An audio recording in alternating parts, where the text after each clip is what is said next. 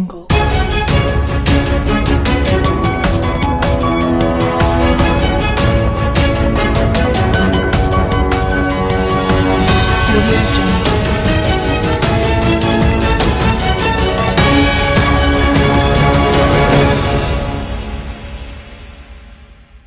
Mesdames, Messieurs, bonjour.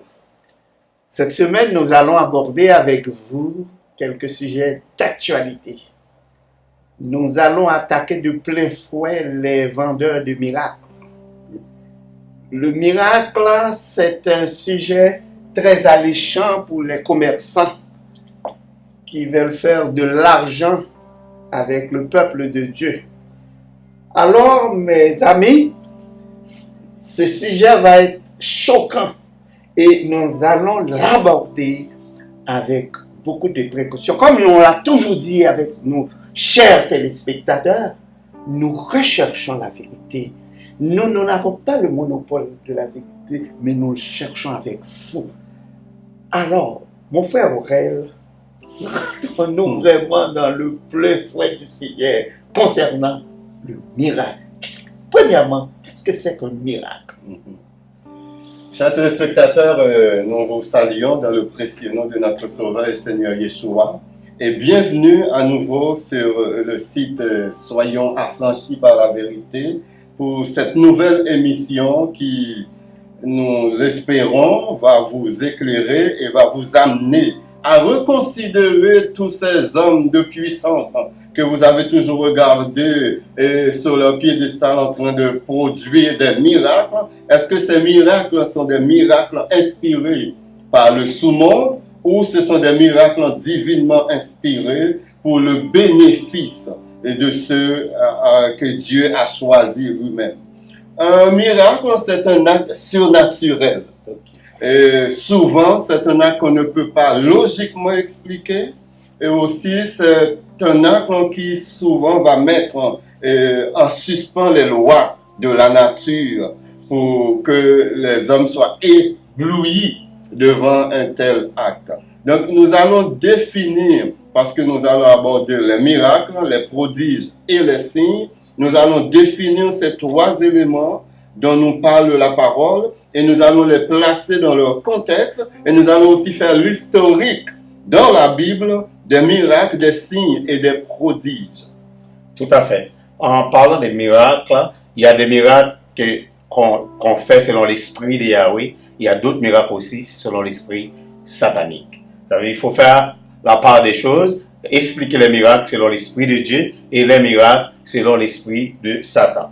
Le miracle, du point de vue miracle, des miracles des croyants, est un signe qu'il y a la revêtu de prodiges matériels, tangibles. Il s'agit de prodiges dont aucune explication naturelle ne peut rendre compte. Ça veut dire aucune science pure ou aucune science humaine, et ces deux-là ne peuvent rendre compte. C'est quoi exactement l'explication de miracle? C'est quelque chose de surnaturel. Moi, je suis émerveillé face à la nature. Et est-ce que moi, je me pose des questions face, je ne sais pas si des doutes, face à l'explication scientifique. Quand je regarde le soleil à un pouce plus proche, ce serait invivable. La race humaine, ce serait vraiment impossible de vivre. Est-ce qu'on peut parler là de miracle créationnel? C'est sûr que la création est un miracle, mais avant d'aborder ce sujet ô combien important, nous allons définir bibliquement dans le langage étymologique les thèmes que nous avons énoncés plus tôt, les miracles, les prodiges et les signes. Le mot qui traduit miracle en hébreu, c'est un mot ergenou. C'est un mot qui veut dire un acte surnaturel. Et aussi un autre mot qui, en grec, qui traduit le mot miracle, c'est dynamis. Lorsque Paul parle, ou l'auteur Luc parle dans Luc chapitre 1er verset 8, lorsqu'il disait, vous recevrez une puissance. C'est comme vous recevrez une dynamite. Et lorsque cette dynamite est en une personne, il ne peut pas ne pas se produire de miracles. Parce que cette puissance est tellement extraordinaire dans un monde faible par rapport à cette puissance, il ne peut, et des fois sans le vouloir. C'est comme les apôtres lorsque Paul marchait et son vêtement guérissait les malades. C'est pas Paul qui a décidé, aujourd'hui mes vêtements vont guérir les malades. C'est parce qu'il avait cette puissance en lui et cette puissance l'a amené à guérir des malades. Et le mot prodige, et le mot grec qui traduit prodige, c'est terrasse, et le mot hébreu, c'est mopé. Donc, ce sont des thèmes qu'on retrouve vraiment dans la Bible. Et pour les signes, le mot qui traduit en hébreu signe, c'est hot, et le mot grec, c'est semeion. Donc, ce sont ces définitions bibliques dans la langue hébraïque et grecque que nous trouvons pour les trois mots miracle, prodige et signe. Tout à fait. Un prodige aussi, c'est un nom qui désigne un événement surprenant, qui semble magique ou surnaturel, comme on vient de dire. Un prodige signifie aussi être extraordinaire, presque incroyable. Selon le dictionnaire Le Petit Larousse, quand on parle d'un enfant prodige, on dit un enfant exceptionnellement précoce dont cet enfant-là, on découvre une sorte de capacité intellectuelle, pas au niveau naturel, mais au niveau supérieur. Ça veut dire, c'est un être qu'on peut dire, cet enfant-là, c'est un enfant qui n'est pas un enfant ordinaire comme tous les enfants, parce que c'est un génie. On parle de génie quand on parle d'un enfant prodige. Les signes, c'est quelque chose que Yahweh lui-même, par son explication à quelqu'un, qui veut définir quelque chose, ça peut être une alliance que Yahweh peut signer avec quelqu'un. Le signe n'est pas nécessairement un miracle, mais il désigne une manifestation particulière de la volonté de Yahweh qui doit être interprétée par ceux à quel, ça veut dire cette signe-là, à quel s'adresse, Yahweh s'adresse à cette personne-là. Comment l'expliquer? On va prendre un exemple avec Noé et aussi avec Moïse et avec les grands, comment Dieu a défini les signes. Dans Genèse chapitre 9, verset 11 et verset 12, Yahweh établit une alliance avec Noé et ses fils. Et donc verset 11, il dit, j'établis mon alliance avec vous. Aucune chair ne sera plus exterminée par les eaux du déluge, et il n'y aura plus de déluge pour détruire la terre. Au verset 12, Yahweh dit, c'est ici le signe de l'alliance que j'établis entre moi et vous et tous les êtres vivants qui sont avec vous pour les générations à toujours. Et ce même signe, vous allez voir qu'il a établi avec Noé et ses fils, il a établi aussi avec toute la terre. Au verset 13, il dit, j'ai placé mon acte dans la nuit et il ne suivra de signe d'alliance entre moi et la terre. Ça veut dire qu'il n'y aura aucun déluge. Ce sera pas, la destruction ne passera pas par les déluges. Ce sera une autre chose. C'est un signe que Dieu signe avec Noé et ses fils et tous les êtres vivants de la terre. Juste avant que tu interviennes, pendant que mon frère Daniel parlait de déluge, il y a des gens qui disent, voici qu'on vient de prouver que la Bible a menti. Parce que l'Éternel a promis qu'il ne détruira, qu'il ne fera plus de déluge sur la terre. Il ne va plus jamais détruire la terre par le déluge. Or, souvent, les nouvelles rapportent un déluge en Asie, un déluge en Europe, un déluge en Haïti, un déluge en Afrique, un déluge au Sud-Américain. Pourquoi la Bible dit qu'il n'y aura pas de déluge? La Bible ne dit pas qu'il n'y aura pas de déluge sur la terre.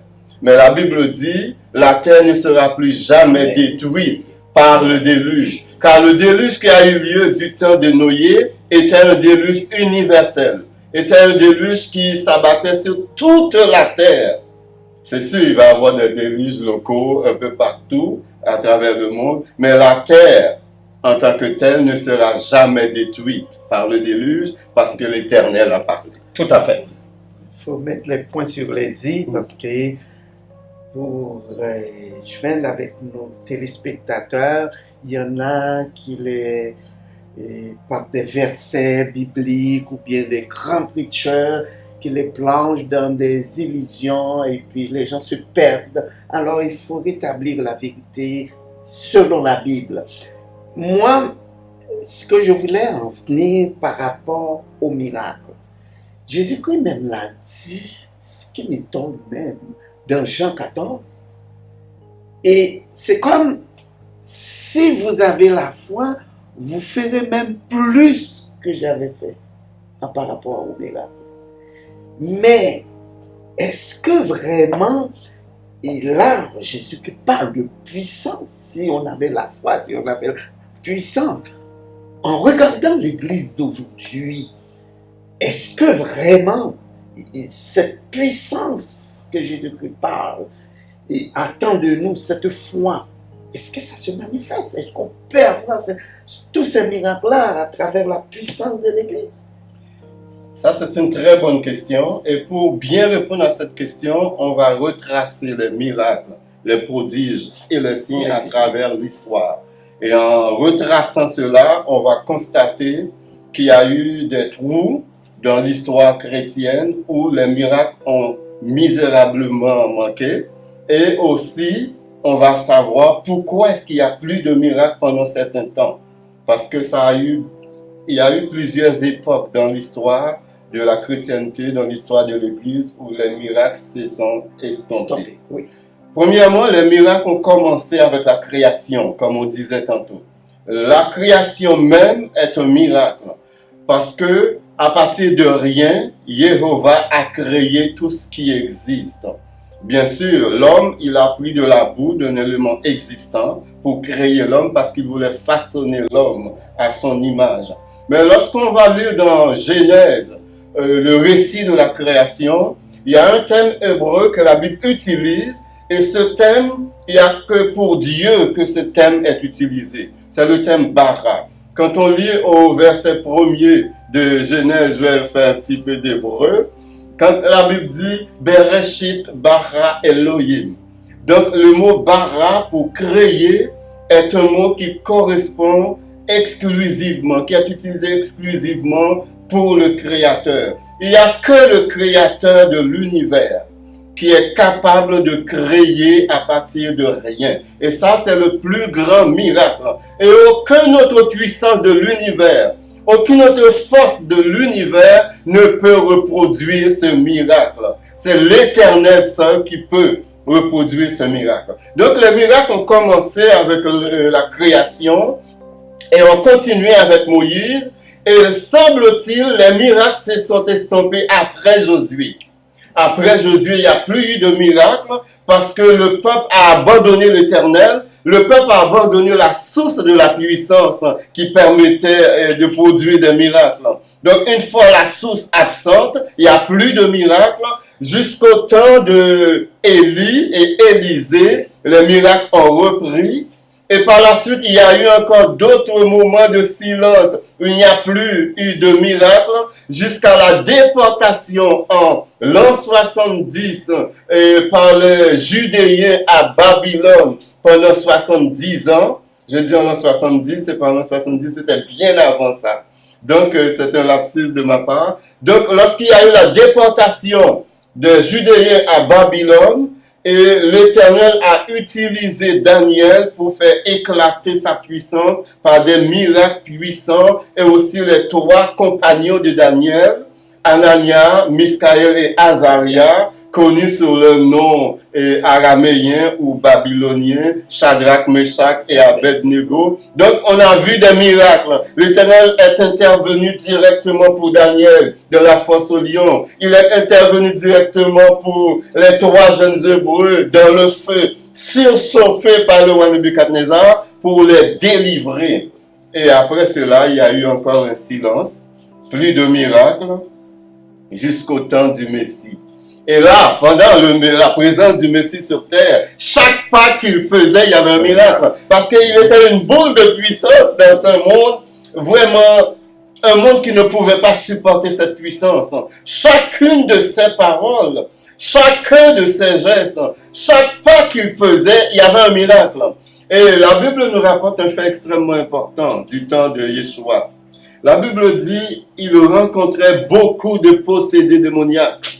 Il y avait des gens qui étaient possédés de légions de démons. Et des légions, c'était des centaines de démons sur une seule personne. Donc il y avait tellement de démons que plusieurs centaines de démons peuvent aller sur une seule personne. Pourquoi? Parce que Satan a constaté qu'il y a une puissance qui est descendue à Jérusalem en la personne de Yeshua. Donc il faut mettre toute l'armée satanique, toute l'armée démoniaque en mouvement pour stopper cette puissance. Mais ils étaient incapables de stopper cette puissance parce que personne ne peut stopper la puissance de l'Éternel. Et du temps des apôtres, les miracles ont continué. Il y a eu des miracles à profusion pendant ce temps-là. Et les gens bénéficiaient énormément de ces miracles. La Bible dit de Yeshua, il s'en allait partout faisant du bien. Et ce bien se résultait dans les miracles, les résurrections, des guérisons des malades, des aveugles qui voient, des muets qui parlaient, et des boiteux qui marchaient. De toutes sortes de miracles pendant la présence de Yeshua et aussi pendant la présence des apôtres. Et les miracles se sont tus. Pendant tout le Moyen-Âge, plus de miracles. Et pendant 14 siècles, il n'y a plus eu de miracles jusqu'au 20e siècle. Et qu'est-ce qui s'est passé au 20e siècle? Une explosion de miracles, mais sauce des miracles de Dieu, des miracles de l'Éternel, où l'Église a perdu sa puissance. On n'a plus de puissance, Satan a trouvé le terrain vide et il a commencé à créer des illusions. Il a commencé à épater les galeries, à faire toutes sortes de miracles prodigieux, à faire toutes sortes de faux miracles, de faux prodigieux, de faux signes. Et des gens de toutes sortes de dénominations, ils sont restés accrochés à ces faux miracles parce que l'Église a perdu de sa puissance. Tout à fait. Comme Gilbert a dit tantôt, où sont les puissances? Parce que Yahweh, quand il a choisi quelqu'un, c'est à travers les miracles qu'on fait et puis qu'on va dire qu'on a la puissance de Yahweh en nous. Nous voyons que Pierre a fait un miracle extraordinaire. Qu'est-ce que Pierre a fait? Pierre ressuscita Tabitha. Dans Actes chapitre 9, verset 40, Pierre fit sortir tout le monde et se mit à genoux et pria. Puis se tournant vers le corps et il dit, Tabitha, lève-toi. Et elle ouvrit les yeux et ayant vu Pierre, et elle s'assit. Nous voyons aussi d'autres prophètes qui ont fait des miracles. Dans Élie, Élie ressuscita le fils de la veuve de Sarepta. Dans 1 Roi, chapitre 17, verset 17 à 24, nous allons voir qu'est-ce que Élie a fait comme miracle, qui était un simple prophète, il n'était pas ni Yahshua ni Yahweh. Comme je vous ai dit, nous allons lire ensemble dans 1 Roi, chapitre 17, verset 17 à 24. 1 Roi 17, 17 à 24. Après ces choses, le fils de la femme maîtresse de la maison devint malade. Et sa maladie fut si violente qu'il ne resta plus en lui de respiration. Cette femme dit alors à Élie, qu'y a-t-il entre moi et toi, homme de Yahweh? Es-tu venu chez moi pour rappeler le souvenir de mon iniquité et pour faire mourir mon fils? Au verset 19, Élie, il lui répondit, donne-moi ton fils. Et il le prit du sein de la femme, le monta dans la chambre haute où il demeurait et le coucha sur son lit. Puis il invoqua l'Éternel et dit à l'Éternel, mon Élohim, est-ce que tu affligerais au point de faire mourir son fils, même cette veuve chez qui j'ai été reçu comme un hôte? Au verset 21, il s'étendit 3 fois sur l'enfant, invoqua l'Éternel et dit à l'Éternel, mon Elohim, je t'en prie que l'âme de cet enfant revienne au-dedans de lui. L'Éternel écouta la voix d'Élie et l'âme de l'enfant revint au-dedans de lui et il fut rendu à la vie. Élie prit l'enfant, le descendit de la chambre haute de la maison et le donna à sa mère. Élie dit, vois, ton fils est vivant. Et la femme dit à Élie, je reconnais maintenant que tu es un homme de Dieu et que la parole de l'Éternel dans ta bouche est la vérité. Voyant un homme de Dieu faisant un tel miracle, la femme a dit à Élie, je reconnais tu es un homme de Dieu et la vérité même est dans ta bouche. En disant tantôt que les miracles arrivent à profusion à la venue du Messie, c'est-à-dire une pluie de miracles avec la puissance de Yahshua. Mais actuellement, il y a une pluie de miracles qui tombe.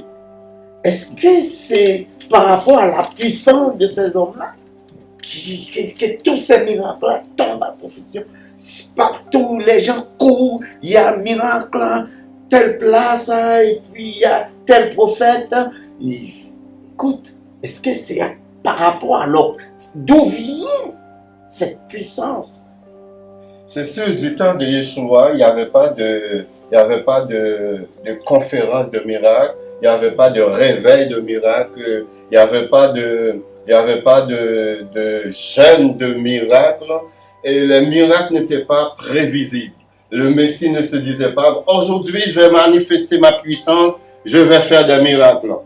Les miracles arrivaient instantanément, et le Messie rencontrait les gens sur son chemin. C'est sûr, il est Dieu, en lui habite corporellement toute la plénitude de la divinité. Il sait qu'est-ce qui va se produire dans sa journée. Mais il ne préparait pas les miracles. Il ne disait pas, je vais en Judée, je vais faire des miracles. Je vais aller en Samarie, je vais épater la galerie, je vais faire des miracles. Lui, il faisait les miracles au besoin pendant son cheminement, pendant son voyage, pendant ses visites. Il faisait des miracles. Aujourd'hui, nous avons des vendeurs de miracles, des gens qui prédisent, il va y avoir une convention de miracles à la fin du mois d'août. Donc les gens se préparent, ils vont aller là, et c'est sûr, on va parler plus tard de miracles qui se produisent de manière psychologique, des miracles psychologiques. C'est comme la personne va voir son médecin, la personne a confiance dans son médecin, puis la personne aussi a confiance dans le médicament que ce médecin va lui prescrire, et la personne va penser de manière puissante et forte que le médicament que le médecin va lui prescrire va guérir son malade. Je vous garantis, le médecin va prescrire des aspirines pour un cancer, la personne va être guérie de son cancer. Parce qu'il croit dans le médicament que le médecin va lui prescrire. Donc il y a des guérisons psychologiques qui vont se produire ainsi. Les gens vont annoncer des soirées de miracles. Les gens vont venir vraiment pomper de foi et ils vont arriver là et certainement, psychologiquement, ils peuvent produire des miracles sans qu'il y ait vraiment une intervention divine. Mais les spectacles qu'on assiste aujourd'hui à la télévision, des spectacles désolants, des spectacles de maraboutage, des spectacles où les gens exercent le pouvoir du Kundalini ou le pouvoir du Tai Chi sur les gens pour faire tomber les gens en balançant les mains. J'ai déjà vu un prédicateur sur la scène criant aux gens qui sont dans le stade, voulez-vous de la puissance? De l'humanisme? Voulez-vous de la puissance? Caquez! Là, vous voyez les gens tomber à la renverse. Les gens tomber à la renverse. C'est du cinéma. C'est vraiment du cinéma et les gens vont par milliers et par millions se jeter sur ces prophètes de malheur, sur ces prophètes du néant à la recherche de miracles. Malheureusement, on est pris comme dans un engrenage parce que malheureusement l'Église a perdu de sa puissance. Et aussitôt qu'on voit des gens, et certainement l'Éternel fait encore des miracles aujourd'hui. Nier que l'Éternel ne fait plus de miracles, c'est comme réduire sa puissance. Il est le même hier, aujourd'hui et éternellement. Il fait encore de miracles aujourd'hui. Mais l'ennemi a tellement envahi le terrain que beaucoup de gens ont de la misère à discerner le vrai du faux. Ils ne sont pas capables de dire cet homme-là opère avec la puissance de Dieu ou cet homme-là opère sous l'inspiration des démons et du diable. Tout à fait. La Bible nous montre aussi à plusieurs reprises que certains miracles peuvent avoir une origine satanique. Nous voyons, nous commençons avec le Nouveau Testament dans Matthieu, chapitre 24, verset 24, l'avertissement que nous avons. Car il s'élèvera des faux Christ et des faux prophètes. Ils feront de grands prodiges et des miracles au point de séduire, s'il est possible, même les élus.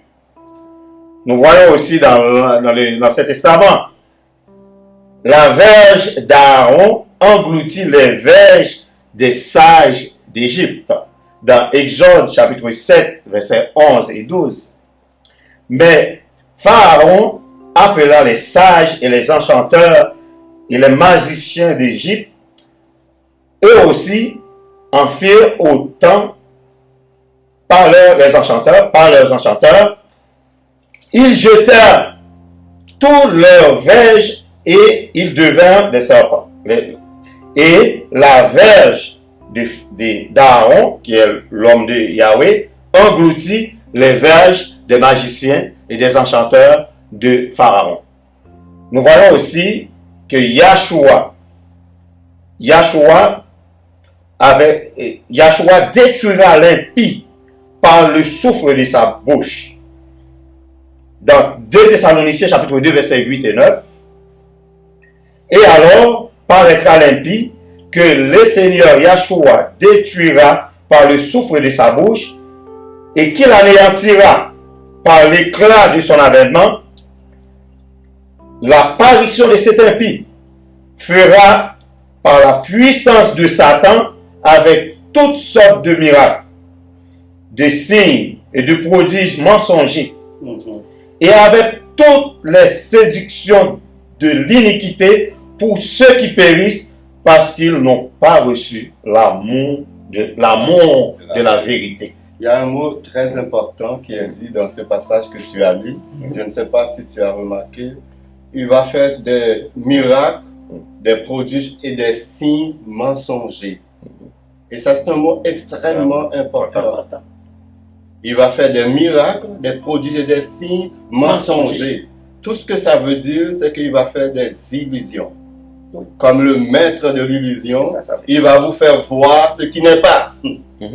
Et les gens vont tellement être aveuglés que ça va être passé comme des miracles. Mais c'est des miracles mensongers. Ce qui est mensonger, c'est-à-dire c'est faux. Ce que tu es en train de regarder n'est pas vrai. C'est une illusion. Tout comme mon frère Daniel a lu dans Exode chapitre 7, lorsque les Égyptiens, le roi d'Égypte a appelé ces magiciens qui sont arrivés puis qui ont transformé des bâtons en serpents. C'était des mensonges. Ils n'ont pas vraiment transformé des bâtons en serpents. C'est des miracles mensongers. Ils avaient des techniques pour aveugler les gens, pour faire en sorte que les gens voient. Non pas la réalité, mais une contorsion de la réalité et de la vérité. Et vous le savez pourquoi on est aveuglé? Pourquoi ces gens nous manipulent? Et il faut faire une sorte d'autocritique. Je parle principalement avec nos amis téléspectateurs. Nous avons un devoir envers Dieu. Et mettons-nous en face de Dieu par la prière, par des actions de grâce. Dieu va nous donner du discernement pour reconnaître les vrais du faux. Mais vu que nous sommes aveuglés, nous courons après eux, il nous manque de discernement. Nous ne sommes pas capables de partager les vrais et les faux parce que nous avons un devoir à accomplir, nous ne l'avons pas fait. Nous devrions prier pour demander à Dieu de nous éclaircir.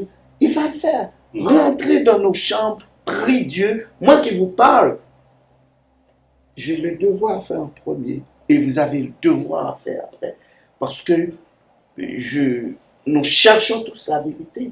Nous ne faisons pas comme les autres, essayons d'aller vous donner ensemble la vérité, mais il faut demander à Dieu le discernement. Quand il faut. Moi, je constate une chose dans la parole.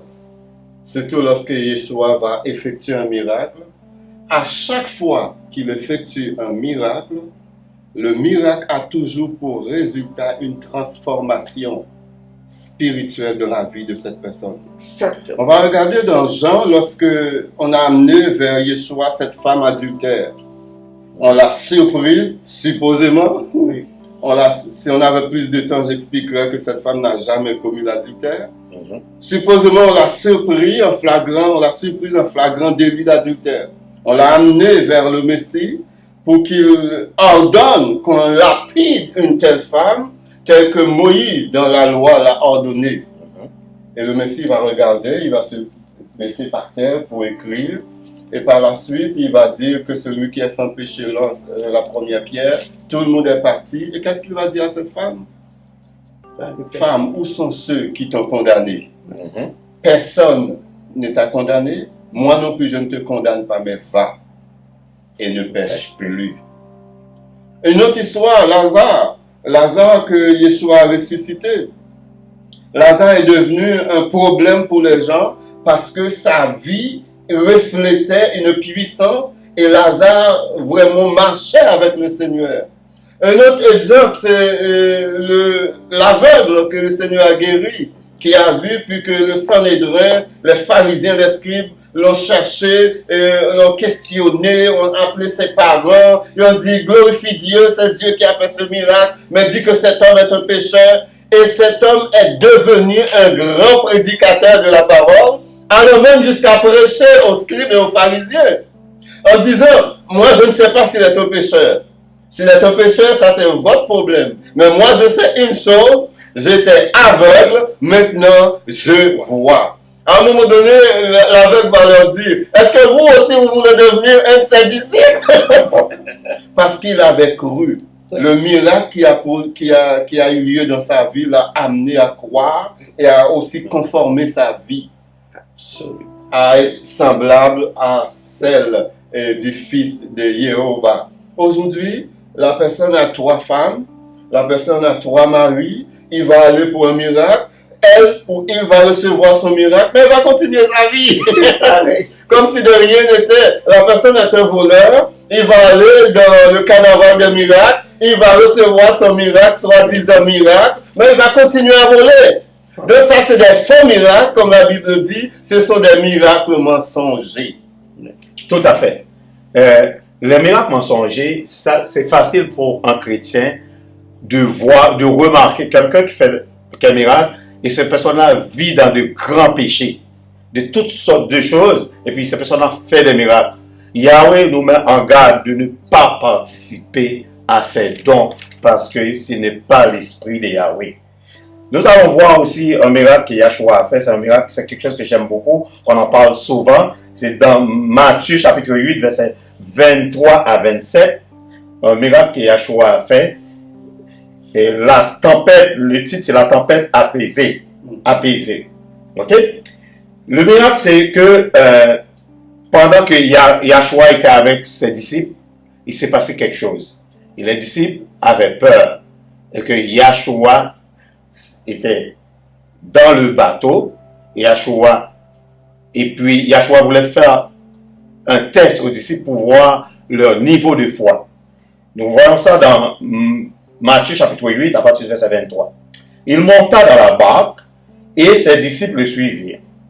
Et voici, il se leva sur la mer une si grande tempête que la barque était couverte par les flots et il dormait, et lui, Yahshua, il dormait. Les disciples s'étant approchés, le réveillèrent et dirent, Seigneur, sauve-nous. nous périssons. Il leur répondit, pourquoi avez-vous peur, gens de peu de foi? Alors il se leva, menaça les vents et la mer, il eut un grand calme. Au verset 27, ces hommes furent saisis d'étonnement. Quel est celui-ci, disait-il, à qui obéissent même les vents et la mer? Ça veut dire, Yahshua, il voulait voir que si les disciples avaient au moins un minimum de foi, quand il était dans la barque, il dormait, et puis le vent agitait, les gens pensaient que la barque, on allait faire un naufrage, et Yahshua se réveille. Il s'est réveillé en disant, homme de peu de foi. Et les disciples n'avaient pas passé ce test-là. C'est pour ça que Yahshua les a dit, homme de peu de foi. Alors, c'est là pour montrer que, et comme Jésus-Christ l'avait même dit, vous allez faire plus de miracles si vous avez. Il y a une base de foi que chaque chrétien, on a le devoir d'aller chercher, même si on ne l'a pas, mais il y a un moyen de les chercher. Parce que j'aime ça quand Aurel nous parle, après un miracle, la personne est transformée. Cette personne-là n'est plus la personne qu'elle était avant. Nous, c'est ce que nous recherchons avec vous, les téléspectateurs. Moi qui vous parle, ce n'est pas parce que je suis parfait, je suis en quête d'une autre personne. Moi, en même temps, je vous invite à chercher en vous une autre personne et là, vous allez découvrir une foi ferme et nous pourrons faire des miracles. Ce n'est pas ni seulement les prophètes, les pasteurs, les docteurs. Non, c'est un homme de foi. Dieu n'a pas donné de titre. Si vous avez la foi, n'importe qui, mais il y a les entrepreneurs de miracles, et puis qui vendent, et puis ça rapporte beaucoup. Alors ces gens-là, ce sont des millionnaires. Les gens avancent pour acheter. Non, le miracle est gratuit. Il s'agit que de vous confier à Dieu et vous allez, si vous avez la foi, vous-même vous pouvez faire des miracles. Est-ce que c'est effectivement vrai, mais c'est vraiment bien de critiquer les chimères de miracles, les vendeurs de miracles, ceux qui monnaient les miracles, qui disent si vous apportez de l'argent, vous allez recevoir des miracles. Il y a des gens qui vous promettent le ciel si vous donnez de l'argent, qui vous promettent la lune si vous donnez de l'argent, qui vous promettent la prospérité si vous donnez de l'argent, qui vous promettent que vous ne serez jamais malade si vous donnez de l'argent. Donc ils vont vendre des miracles et aussitôt qu'on arrive à ce niveau-là, il faut avoir le discernement pour rejeter du revers de la main ces miracles parce qu'ils ne viennent pas de l'Éternel. Mais il faut aussi que nous, comme croyants, nous puissions faire une sorte d'examen de soi, de rétrospection, parce qu'il n'est pas normal que nous abandonnions ce terrain des miracles à l'ennemi et le laisser faire le beau jeu, le laisser séduire des millions, voire milliards d'individus sur la planète.